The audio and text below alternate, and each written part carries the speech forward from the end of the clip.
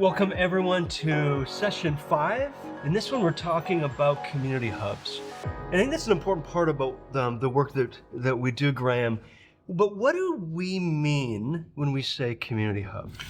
So generally what we mean is that the space that the church owns stays roughly as it is, or a new space is created and that space is now rented out to other community organizations, and the church continues to operate in that space. That's usually what we mean.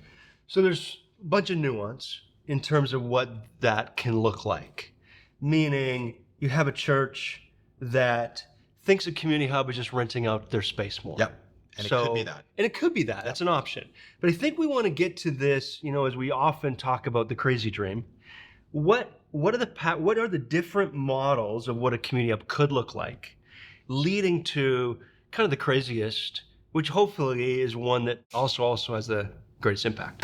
That's right. And let's go straight there so people know where we're going. Yeah. And go from that place where a church just says, let's just rent it out. Yep. They can go to a second model where the church... in a church renting it out, they're maintaining... That's it. Control. They're saying, 100%. We're going to decide who comes in, we're going to decide who comes out, we'll rent it out more. Hopefully that can generate some more income for us. Exactly. And right away we have the first problem. It tends to generate the least amount of income. Correct. Because organizations that we might ask and say, could you also come with some grants to help us fix the building? Yep. They'll usually say, well, if you're in charge of everything and you tell us how to do everything, we're going to come with as little of us as we can. So, right. And there's limited funding towards faith institutions from community. That's it. The second model is the church creates a more independent rental department, a committee. Right. That is a little bit better, but often still doesn't bring those other organizations in as partners. They're still very much tenants. The third model is that the church sets up a nested new nonprofit. It has a separate board. Perhaps it has a master lease over the site. Mm-hmm. It starts to bring partners in. And the fourth one is similar to it, where that nonprofit really has independence. It is recognized as an independent nonprofit, which in Quebec, we call it the économie sociale, the social economy. In other parts of Canada, we look at this as being very palatable or secular, palatable, friendly to the charitable sector. Yes. So those are the four main governance models. I think what I love about that last one is where the church removes itself from the center. So there is a decolonizing or a taking back, a giving back the ownership to a partnership, more ecosystem relationship, where you are involved, but you're providing what you provide with others who are adding value and animation to the space itself. That's it. And you've touched on another nuance and another challenge. Is it ownership or is it a lease? And that's something where there are times where the church may retain ownership, but may lease it. That means permit activities to happen and be organized by that other entity. By going through these different models, we want to simply help you understand when somebody says community hub, they could mean any of those different things. That's right. And you may have a different response on your board and individually to those different options. So Graham, how do we then, what's the pathway that a church can go on to really answer the questions to determine what kind of hub do they want to create? And what are the things that we need to consider?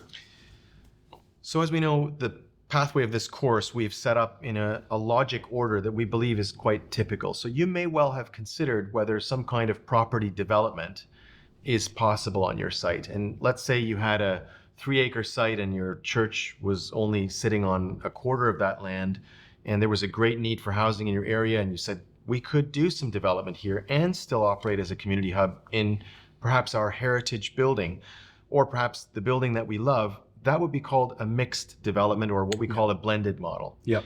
In other cases, you may realize you have a more constrained site, or those entitlements we spoke about in session 4 are not possible, and you're going to be dealing with what's called the existing envelope of the building, meaning the outside of the building perhaps will not or cannot change. Yeah. This is typical in the case of a heritage building, where the municipality and its related heritage committees will prevent you from doing that. So a community hub often starts by considering development and then deciding to what extent do we keep the... So what space, answering the question, what space? Exactly. What space do we have? What space are we working with? And I think in that we do a space analysis, looking at the various rooms, what's rentable, what's not. Is there a way to maximize? Sometimes, hopefully the pews come out, which is always tense moment. You But just dropped the pews. You just dropped it in there. That's how it's going to go. I absolutely did it intentionally. I just wanted to see someone squirm a little bit on the other side of the camera. It's hard for us to know where to drop pews into this course, and so there it is. It's here now. We've arrived. When we look at this, and let's go back one step. The best way, in our view, of looking at a community hub is asking yourself the question: what if we donated this building to our local United Way, Right, or our local community foundation? We gave it to them, and we said, you can't touch the envelope, but you can use the inside to the best you can. And would you mind if we still came there on Sunday for worship? We'd still like to have that space. How would the United Way or Community Foundation actually make those decisions? Now, we work very closely with both those organizations, and we know that they're not eager to just have buildings donated to them, but they would do the programming in a way which was honoring the different charitable and nonprofit groups that need help. They would do that in conversation with the municipality. They would reach out to local groups, and they would then use the space as efficiently as possible. And that, in general, we believe is a good way to look at getting started. and I think one of the things we talk about often when it is about community hubs is providing below market rent for equity seeking groups, meaning the church has been in a position of providing below market rent, and if we lose those spaces in the community, many of those groups can't afford market rent. That's right. Where do they go?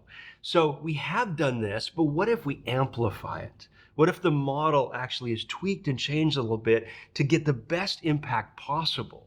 We'd like to draw your attention to a report that we're proud to have co-authored with the City of Toronto, looking at exactly the issue that Dave has raised, at the impact in a city like Toronto on less than market rate rents for the nonprofit sector. This is the way the nonprofit sector continues to thrive. I'll give you an example. A group like Alcoholics Anonymous is one of the most effective methods at dealing with one of our tough issues in society, which is alcohol addiction. It's incredibly cost effective. It's run entirely by volunteers. It also has usually 99% rent discounts. Yeah. So if AA was to rent a Right. room in a hotel, it Right. would cost X amount. Yeah. Often they're meeting, as we know, in church churches. basements. Yes. Here's an example. So the idea of going back to highest best community hub use would include, in our view, an understanding of how these less than market rate rents for nonprofits can be sustained. This then goes into the next question, which is, if we have to stick with the existing envelope and we're willing to reorder and maximize the use of the space with a social benefit in mind, what are the renovations that we would undertake? This is the work of skilled architects, and the architects on our own favorite list of professionals around Canada is quite different. The list of those who help build a community hub inside, say, a heritage church, to those who might do a new housing development. These are specialist architects who know how to remove pews, which is, again, a subject we slightly dodged still. We're going to keep dodging for a moment to say, we're looking at this neutrally to say, how can we maximize the use of space and now allow the faith community or communities to continue living in there. Now we have a program of renovations. And I think it's important too, Grim, maybe even before we jump into reimagining or renovating the space itself, to asking the question, who needs the space? And that's where we really need to engage in that neighborhood listening part. And I think this is where often churches aren't great at that. One of the quotes that I've heard used before is churches do a really good job of providing needs that no one's asking for. So if we actually go out and listen to the neighborhood, what does the neighborhood have? What are the needs? What are the cracks and crevices in which the community in which we're engaged with?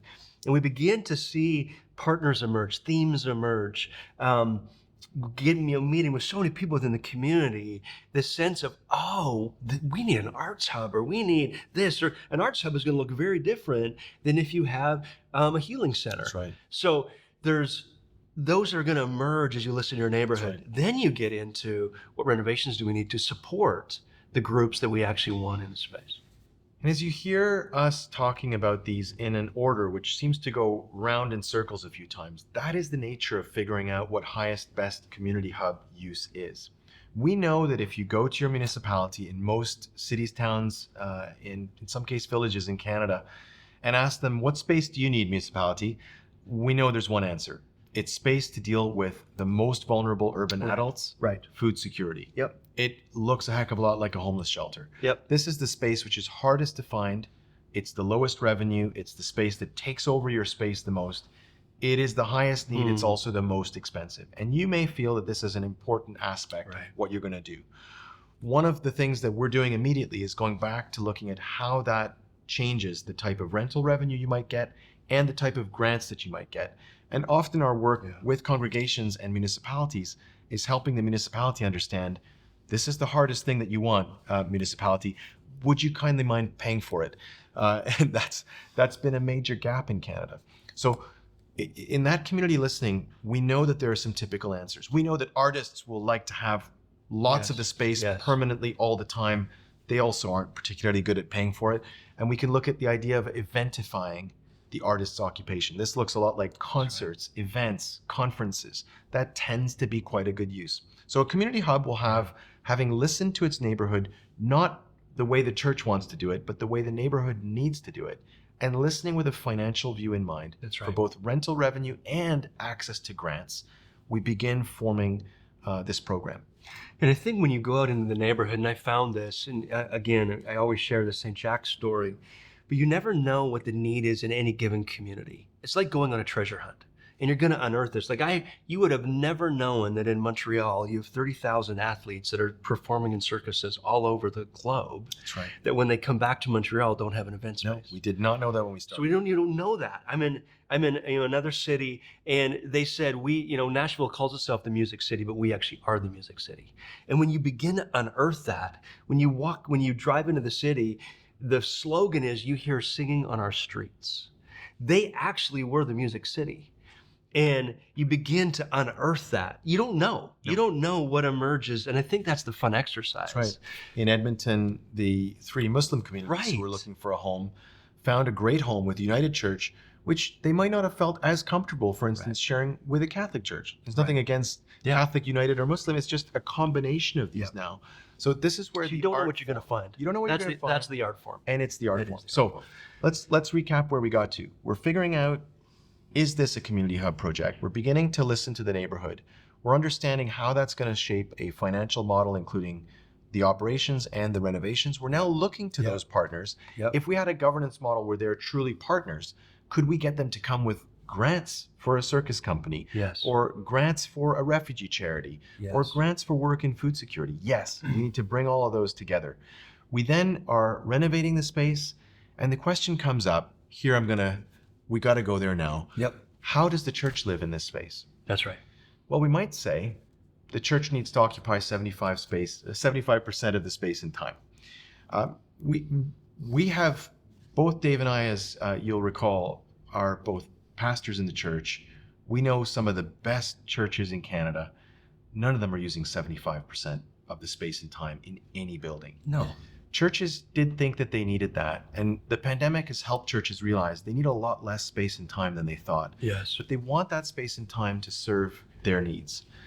In many ways, the most beautiful space that you have in a heritage building is the main sanctuary of the church. That church is established and built in terms of its architectural concepts around an instructional form of worship. This means that the person speaking or preaching or leading or presiding stands in the position of honor. Maybe it's the pulpit or behind the altar table. They're reading from a text that everybody believes. So they have a position of authority. They're in a place in the building which has authority. They're speaking from authority. And when they tell you to stand up and sit down, you want to do it because that's why you came to church.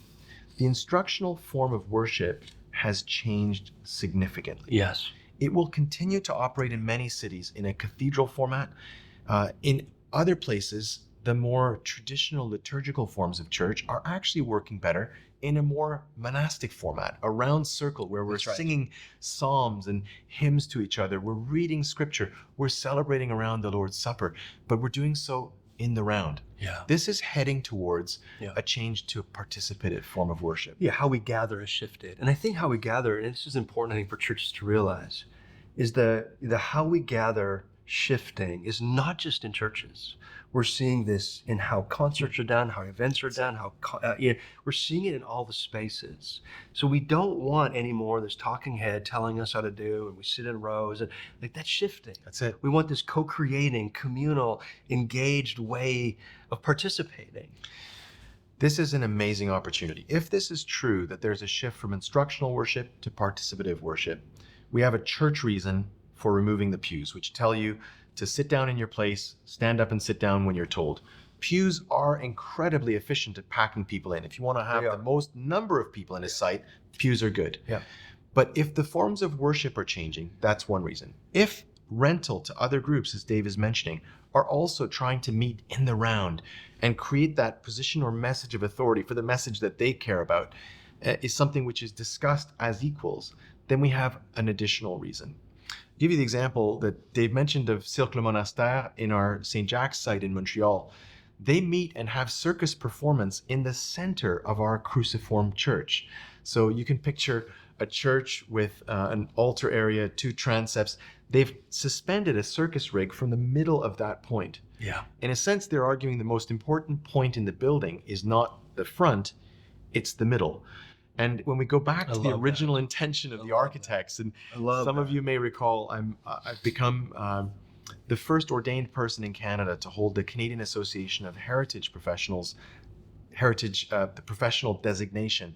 So I can tell you as a heritage professional, the excitement that the heritage community gets when we realize this building was meant to be centered in the middle the whole time. Yes, it was. We start to get something which is an architectural intervention in our best place. Let's pause on this for a moment. Yeah.